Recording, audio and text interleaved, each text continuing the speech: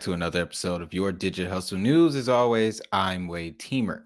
This is going to be a different episode in the university. I know usually these are animated, but this topic I had to approach a little bit differently. And I felt that, a more direct communication method would serve more valuable. Today, we're going to be talking about how to select the perfect blockchain, guys. This information is sourced from a book that I am currently reading now titled Digital Finance, written by Baxter Hines. Now, this is a very good book that explains the importance of blockchain technology when it comes to tokenization. Okay. It gives a very good understanding of how tokenization works and what is in it, what it will ultimately change for the economy moving forward. Now, selecting the correct blockchain is important information because as investors, we need to know these things. And in this book, he highlights 6 important features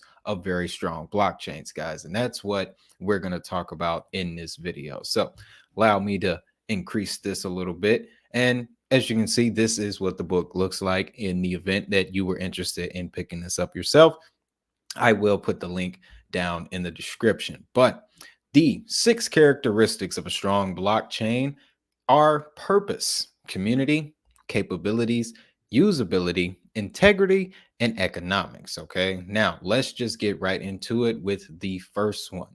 This one is titled Purpose. Simply put, what is this blockchain intended to do? Now, the importance of blockchain technology is that it is designed to solve a problem. So, when looking for proper blockchains, you want to see if they are addressing a real world issue. Now, that leans into the next question that asks, is this purpose unique? There are more than 14,000 cryptocurrencies in the market currently at time of recording. How is the blockchain that you are looking at any different from those other 14,000, guys? That is very important to keep in mind. And with that, you also want to ask, are the goals that the blockchain is marketing, is what the website saying, is that actually achievable? Okay, you want to take that in mind too, guys. But the next characteristic, the next feature would be community. Now, I've done some thinking about this one, and yes, this is a very crucial concept, especially for new investors. Okay, a lot of times new investors get get caught up in the hysteria and making all the money with these meme coins and these other small projects, so they overlook this very important aspect. Okay, you can see in certain communities of certain projects that the social media may not be as honest, or you can only communicate with the people involved through Telegram or things like that. You want to watch out for those type of situations. But some more questions to ask would be, how widely used is the platform?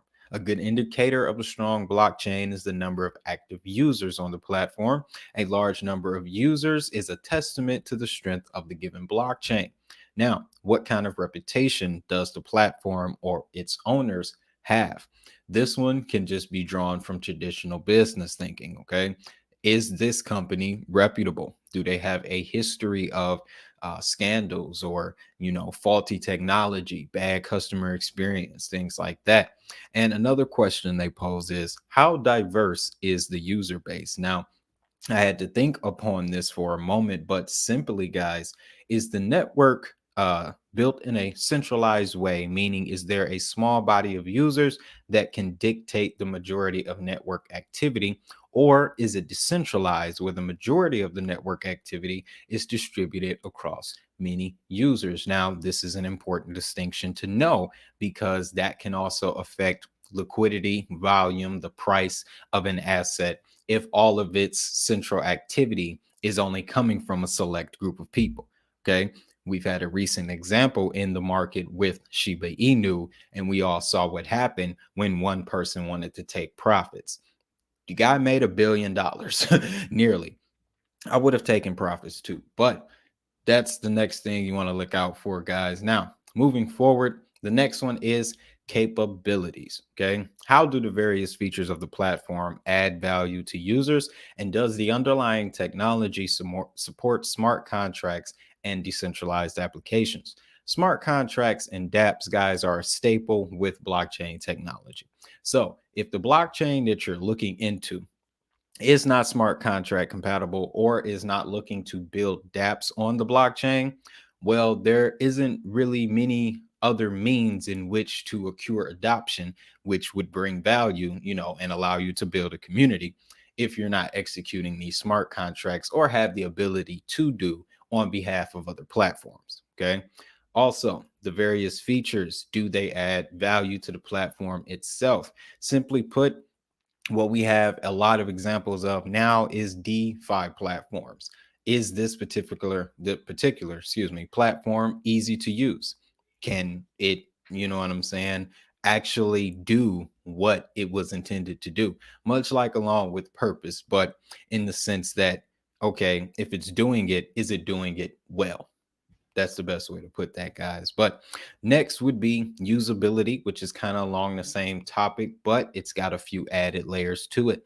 Are there any regulatory concerns that could affect the way, excuse me, jump forward a little bit, that could affect the way that the platform is used? As it stands right now, most digital assets are referred to as securities by the governing financial bodies of the world.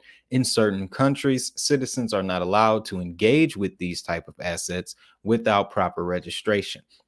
Simply, guys, is the way that this blockchain has presented itself, the way the ICO process went, would it then legally entitle the people who invest in it or the holders to have to register it in a different financial setting? Okay. That added process would, in a sense, hinder its adoption, guys. And the next question to ask is the platform user friendly, and how easy is it for new participants to engage with it? So again, that ties into user interface, the capability. Is this program feasible? Okay. Now, real world example of this would be the early iPad or iPhone, okay, or iPod even. The original interface on the iPod prevented a lot of people from actually buying it. There's statistics on that. Okay. So user interface, usability is very important when you're looking at a blockchain, guys. Now, another thing that is just as important is integrity. Okay. How secure is the blockchain, and are there any issues centered around privacy? Also, how is the data stored or accessed? Essentially, guys, those two questions bring up, is this a private focused blockchain or is this a public focused blockchain? Is the data stored? Is that, do you need permission to access it, or is this a permissionless type of system where anybody can go and access this type of information?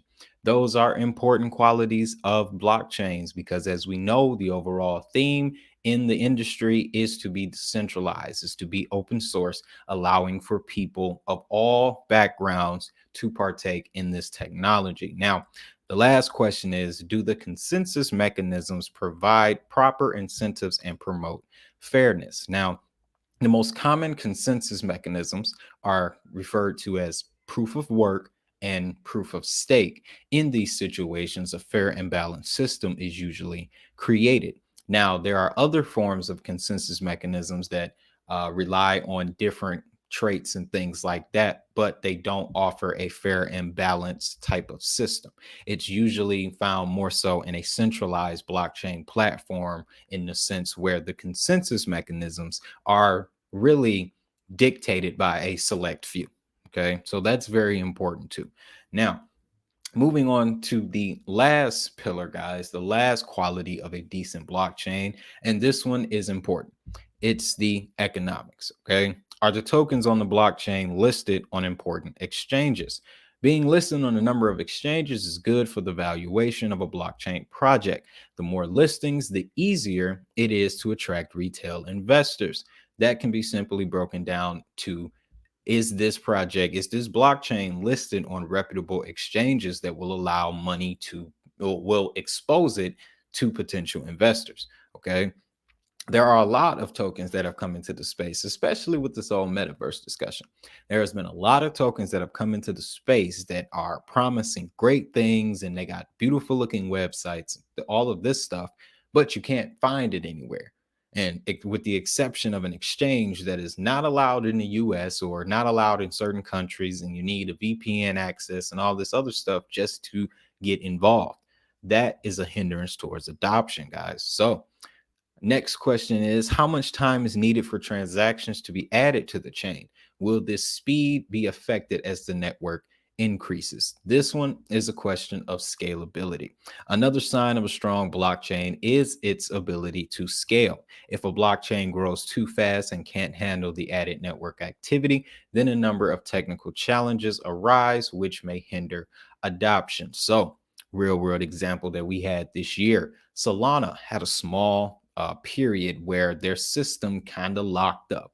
Okay. They hit the market with a lot of attention. A lot of people tried to jump on board and they weren't necessarily ready for it at that moment. Did not take them long to recover, however, which is another testament to the strength of that particular blockchain, guys. So that's very, very key thing to look out for. Now, this next one is more centered around the tokenomics. Okay. How easy is it to convert the underlying tokens into fiat or other digital securities? Okay. So this simply means that, can this particular blockchain asset be easily converted, let's just say to BTC, Ethereum, USDC, or Tether, things like that? You'd be surprised. There are actually a number of projects in the ecosystem that cannot, there's no trading pairs towards these major currencies. That's something very important to keep an eye out of, because again, if they can't pair with BTC, Ethereum, or a stablecoin, then the chances of them getting any volume or liquidity, sustained liquidity, would be very hard, guys. So that is very important. Also, all of these points are very important, guys. I stress the importance of it. Okay. Just wanted you to know, especially if you're a new investor, guys. If you're new to this space, I just want you to use this as a guide. Okay. Of course, there are many wrong answers when it comes to selecting blockchains. There are things called shitcoins that absolutely do nothing. But you can use these 6 principles as a guide to judging whether or not this blockchain classifies as a strong one or a shitty one. You know, that you can determine upon yourself. But if you found value in this information, guys, of course, you know what to do. Hit the like button, subscribe, ring the notification bell so that way you never miss an update. And also, you can be a part of Digital Hustle University. We do videos like this kind of often, guys, usually starting in the morning. So that way you can learn what's all coming to this blockchain industry as it comes, guys. I try to stay on top of everything. But if you're interested in getting this book by Baxter Hine, Digital Finance, then the link will be in the description, guys. Make sure you check that out. But with all that being said, I want you to have a great day, have a prosperous day. Most importantly, we making this money. I'll see y'all in the next one.